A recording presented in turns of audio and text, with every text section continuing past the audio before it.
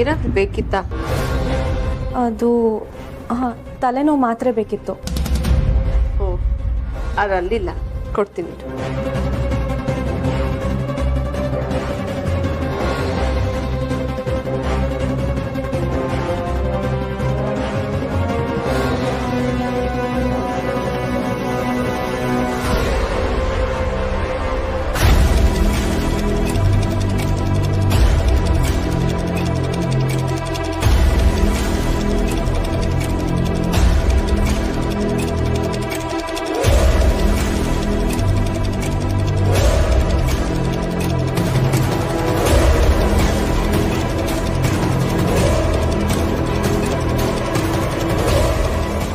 Thanks ಅತ್ತೆ.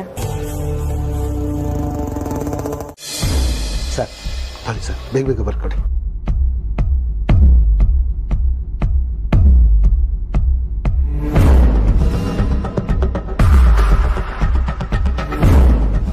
ನೀನೇ ಬರ್ಕೋ. ಯಾಕೆ ಸರ್, ನೀವೇ ಬರ್ಕೊಡ್ತೀನಿ ಅಂತ ತಾನೇ ಹೇಳಿದ್ದು. ಅಲ್ಲಪ್ಪ, ನೀನು ಸಾಲ ಕೊಟ್ಟು ಒಂಥರ ಎದೆ ಮೇಲೆ ನಿಂತ್ಕೊಂಡ್ಬಿಟ್ರೆ ಹೇಗೆ ಬರೆಯೋಕ್ಕಾಗತ್ತೆ ಹೇಳು? ಅಲ್ಲ, ನೀನು ಊಟ ಮಾಡ್ತಿರ್ಬೇಕಾದ್ರೆ ಯಾರಾದರೂ ಎದುರು ಕೂತ್ಕೊಂಡು ಇನ್ನನ್ನೇ ನೋಡ್ತಾ ಇದ್ರೆ ನೆಮ್ಮದಿ ಊಟ ಮಾಡೋಕ್ಕಾಗತ್ತ? ಇದು ಹಾಗೆ. ಈ ಪ್ರೇಮ ಪತ್ರ ಬರಿಬೇಕಾದ್ರೆ ಒಳ್ಳೊಳ್ಳೆ ಪದಗಳು ಉಪಯೋಗಿಸ್ಬೇಕು, ಈ ಪ್ರೀತಿಯ ಭಾಷೆ ಉಪಯೋಗಿಸ್ಬೇಕು, ಯೋಚನೆ ಮಾಡ್ಬೇಕಲ್ವಾ? ಪ್ರೀತಿ ಕರಿಬೇಕು ಪತ್ರದಲ್ಲಿ, ಅರ್ಥ ಆಯ್ತಾ? ಒಂದು ಕೆಲಸ ಮಾಡು, ನೀನು ಹೊರಗಿರು, ನಾನು ಬರೆದ್ಮೇಲೆ ನೀನು ಕರಿತೀನಿ. ಸರಿ ಸರ್. ಬಾಗಿಲು ಹಾಕೊಂಡು ಬಾಗಿಲು. ಆಯ್ತು ಸರ್.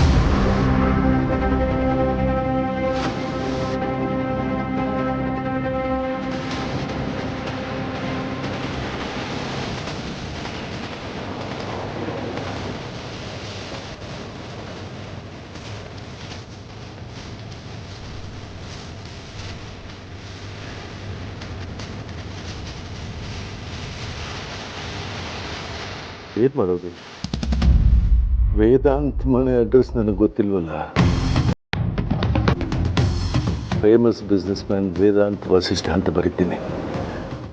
ಇದನ್ನು ನೋಡಿದವರು ಅರ್ಥ ಮಾಡಿಕೊಂಡು ಅವನನ್ನು ಹುಡುಕಿ ಅವ್ರ ಮನೆಗೆ ತಲುಪಿಸ್ತಾರೆ.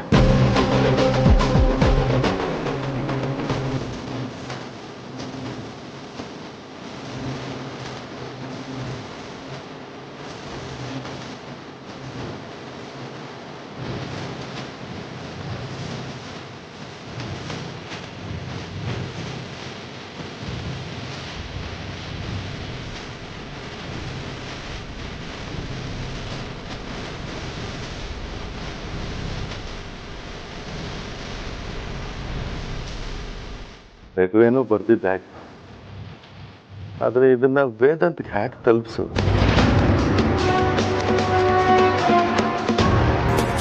ಇಲ್ಲಿರೋರ್ನ ಯಾರನ್ನೂ ನಂಬಕ್ಕಾಗಲ್ಲ. ಆದರೆ ಈ ಲೆಟರ್ನ ವೇದಾಂತಕ್ಕೆ ತಲುಪಿಸ್ಲೇಬೇಕಲ್ಲ.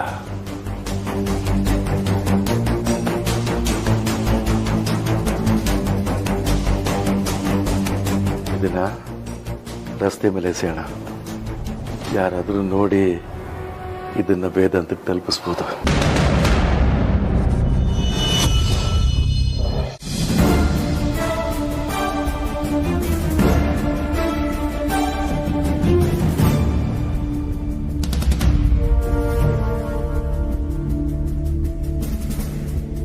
ರೋಡ್ ಅಷ್ಟು ದೂರ ಇದೆ, ಇದನ್ನ ಎಸ್ತರೆ ಅಲ್ಲಿವರೆಗೂ ಹೋಗಲ್ವಲ್ಲ.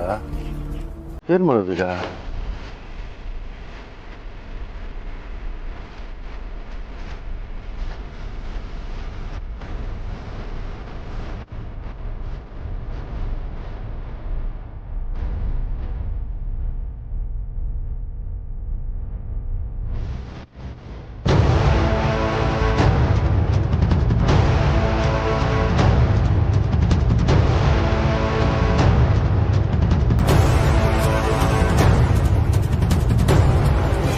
ಜೋರ ಕೂಗಿ ಯಾರಿಗಾರು ಹೇಳೋಣ ಅಂದ್ರೆ ಮನೆ ತುಂಬಾ ರೌಡಿಗಳಿದ್ದಾರೆ, ಯಾರಾದ್ರೂ ಕೇಳಿಸ್ಕೊಂಡ್ಬಿಡ್ತಾರೆ. ಯಾರಾದ್ರೂ ಬಂದು ಅದನ್ನ ಎತ್ಕೊಳ್ಳಪ್ಪ ದೇವ್ರೇ.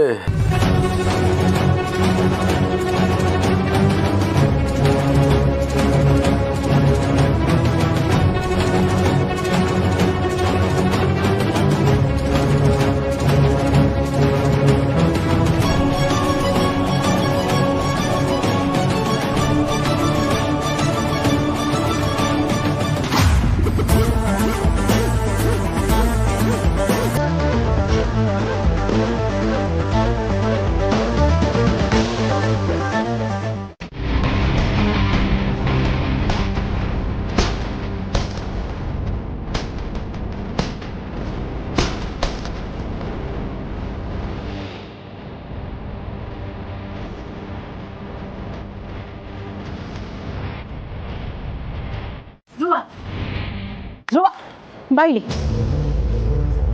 ಬಾಯ್ಲಿ ಕೂತ್ಕೊಳ್ಳಿ. ಏನಾಗಿದೆ ಧ್ರುವ ನಿಂಗೆ? ಹಾ, ಯಾಕೆ ಹೀಗೆ ಮಾಡ್ತಿದ್ಯೋ? ಧ್ರುವ, ನೀನು ಈಗಷ್ಟೇ ಚೇತರಿಸ್ಕೊಂಡಿದ್ಯಾ, ಯಾಕೆ ಇಷ್ಟೊಂದು ಆಕ್ರೋಶ ನಿನಗೆ? ತಾಳ್ಮೆ ಇರಲಿ ಧ್ರುವ, ಈಗಷ್ಟೇ ಚೇತರಿಸ್ಕೊಂಡಿದ್ಯಾ, ನಿಂಗೆ ಏನಾದರೂ ಹೆಚ್ಚು ಕಡಿಮೆ ಆದರೆ ಬೇಡ ಕಣೋ. ನಿಂಗೆ ಹೇಗೆ ಹೇಳೋದು ಅಂತಾನೆ ಗೊತ್ತಾಗ್ತಿಲ್ಲ ನಂಗೆ. ಅಮ್ಮ, ಏನು ಕೇಳ್ತಾ ಇದ್ದೀರಾ? ಪ್ಲೀಸ್ ಅಮ್ಮ, ಸಮಾಧಾನ ಮಾಡ್ಕೊಳ್ಳಿ, ನನ್ಗೇನು ಆಗಿಲ್ಲ.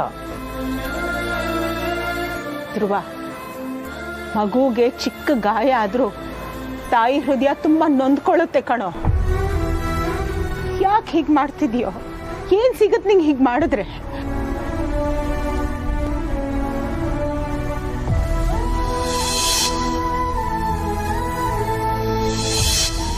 ಅಲ್ವೋ, ಸುಹಾಸಿನಿ ಫೋಟೋ ಹೊಡೆಯೋದ್ರಿಂದ ನಿಂಗೇನ್ ಸಿಗತ್ತೆ? ಏನ್ ಸಿಗ್ತಾ ಇದೆ?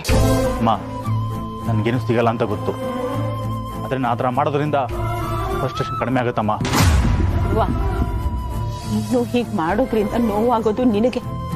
ಆ ಸುಹಾಸಿನಿಗೆ ಏನು ಆಗಲ್ಲ ಕಣೋ, ಏನು ವ್ಯತ್ಯಾಸ ಬೀಳಲ್ಲ. ಅದೇ ನನಗೂ ಆಗ್ತಿರೋ ಬೇಜಾರಮ್ಮ. ಮನೇಲಾಗ್ರೆ ಎಲ್ಲ ಕೆಟ್ಟದಕ್ಕೂ ಅವಳೇ ಕಾರಣ.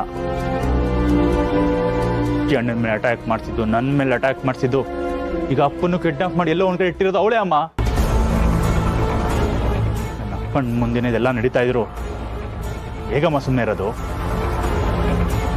ಅದಕ್ಕೆ ಕೋಪ, ಸಂಕಟ ಎಲ್ಲ ಒಟ್ಟೊಟ್ಟಿಗೆ ಬರ್ತಾ ಇದೆ. ಧ್ರುವ, ಸಮಾಧಾನ ಅನ್ನೋದು ಹೊರಗೆಲ್ಲೂ ಸಿಗಲ್ಲ. ನಮ್ಮ ಒಳಗೆ ನಮ್ಮನ್ನು ನಾವೇ ಕಂಡ್ಕೋಬೇಕು. ನಿನ್ನ ಒಳಗೆ ಜ್ವಾಲಾಮುಖಿ ಇದೆ, ಅದನ್ನ ಮೊದಲು ತಣ್ಣಗೆ ಮಾಡ್ಕೊ, ಎಲ್ಲ ಸರಿ ಹೋಗುತ್ತೆ.